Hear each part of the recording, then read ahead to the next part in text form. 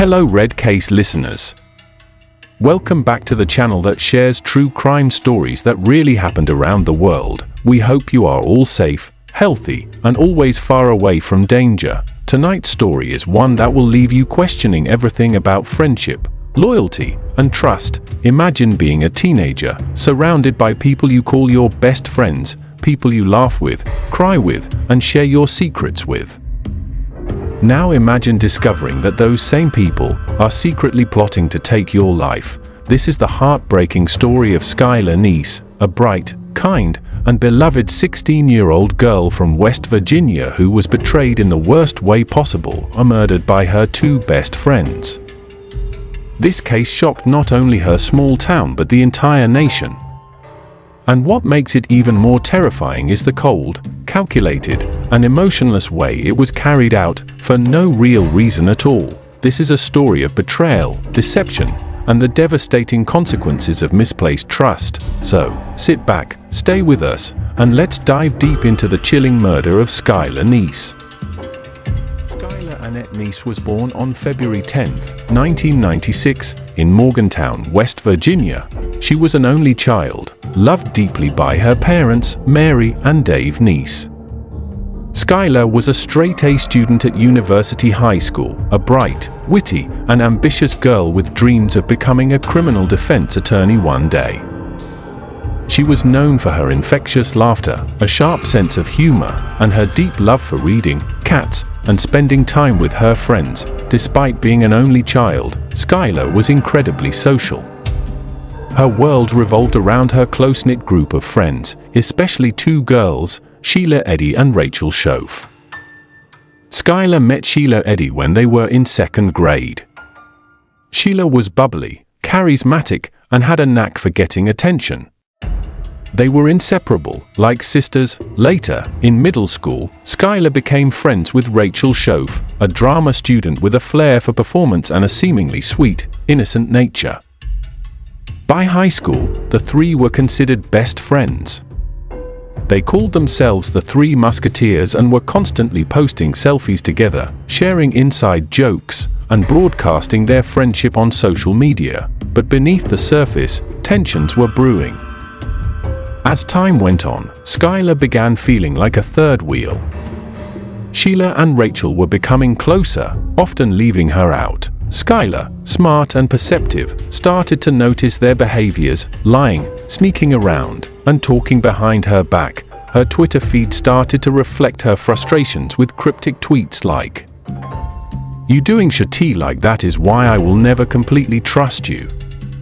All I do is hope. Sick of being treated like I'm nothing."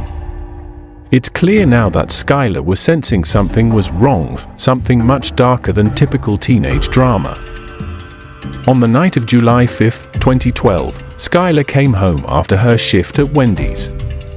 She hugged her parents, said goodnight, and went to her room. But what her parents didn't know was that around 12:30 a.m., Skylar quietly climbed out of her bedroom window. Security cameras captured her walking toward a car waiting for her at the edge of the parking lot. In the car were Sheila Eddy and Rachel Shoaf, her best friends. Skylar thought they were just going for a late-night joyride, something they had done be. The next morning, Dave Neese noticed Skylar's bed was empty.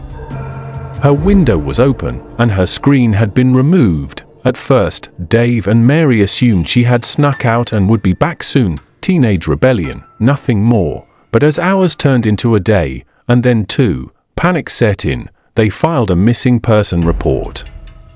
Flyers were printed, search parties were organized, and Skylar's face was broadcast on local news. Her friends, including Sheila and Rachel, were by the family's side, crying, comforting, and pretending to help search. Sheila even tweeted, "Skylar, come home. You're missed and loved." But behind the fake tears was a horrifying secret. When questioned, both Sheila and Rachel told police the same story. They said they had picked Skylar up that night to go driving around but dropped her off near her home before midnight. They insisted Skylar had safely made it back and must have run away afterward. police checked the apartment's security footage and saw something that shattered their story. Skylar was seen getting into their car at 12:30 a.m., hours after the time Sheila and Rachel claimed. The girls were lying. For months, the case stalled. Skylar's parents refused to believe she ran away. Police began suspecting foul play. Rumors swirled at school, drugs, a party gone wrong, or a runaway scenario. Meanwhile, Sheila and Rachel carried on with life, posting selfies, attending classes, and pretending everything was normal, but guilt was eating one of them alive. On December 28, 2012, nearly 6 months after Skylar's disappearance, Rachel Shoaf cracked. In the middle of a breakdown, she confessed to her parents, "We stabbed Skylar. We stabbed her to death." Police were stunned. Rachel revealed everything, how she and Sheila had been planning Skylar's murder for months. When asked why, her response was cold and chilling: "We just didn't like her anymore." Rachel laid out the horrifying details. On July 5, she and Sheila invited Skylar out for a late-night drive. They told her they were going to smoke marijuana at a secluded spot in the woods near the Pennsylvania border. Unbeknownst to Skylar, both girls had brought kitchen knives hidden in their hoodies. When they arrived at the spot, a quiet patch of woods off Morris Run Road, the three girls got out, laughing, chatting like normal. Then Rachel said the code word, "On 3. Together, Sheila and Rachel counted 1, 2, 3, then they both pulled out knives and started stabbing Skylar repeatedly. Skylar fought back. She screamed, ran, and even managed to grab Rachel's knife at one point, but the girls overpowered her. Skylar's last words were heartbreaking. As she lay bleeding, she gasped, "Why?"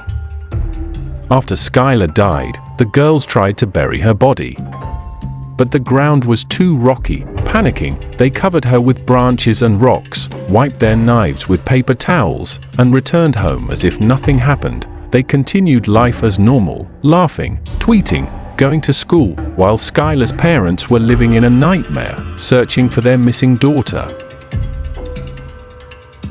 Following Rachel's confession, she led police to the crime scene. On March 13, 2013, investigators found Skylar's remains, decomposed and hidden beneath the brush. DNA confirmed it. Skylar's family finally had the answer to their worst fear, but it was an answer no parent should ever have to face. Rachel Shoaf was immediately arrested. Sheila Eddy, still pretending to be innocent, was arrested shortly after when evidence mounted. During interrogation, Sheila showed no emotion, no remorse. When charged with first-degree murder, her only response was, "Okay." Rachel Shoaf accepted a plea deal for second-degree murder in exchange for her confession and cooperation. She was sentenced to 30 years in prison, with eligibility for parole after 10 years. Sheila Eddy pleaded guilty to first-degree murder and was sentenced to life in prison with mercy, meaning eligibility for parole after 15 years. Both are still incarcerated today. The murder of Skylar Neese shook the country. It led to the passing of Skylar's Law in West Virginia, which requires immediate public announcements of missing children alerts, regardless of whether the child is believed to have been kidnapped or not. Her parents, Dave and Mary, continue to speak out about the dangers of ignoring red flags in friendships and the importance of trust, honesty, and mental health support for teens. Skylar's story is a tragic reminder that evil doesn't always come from strangers. Sometimes, the people closest to you are the ones who betray you, a lesson written in heartbreak, grief, and unimaginable betrayal. Thank you for watching Red Case. If this story disturbed you, shocked you, or broke your heart, please like this video, subscribe, and share it to help us bring more real-life stories like this to light. Stay safe, stay aware, and remember, not everyone who calls you a friend truly is one.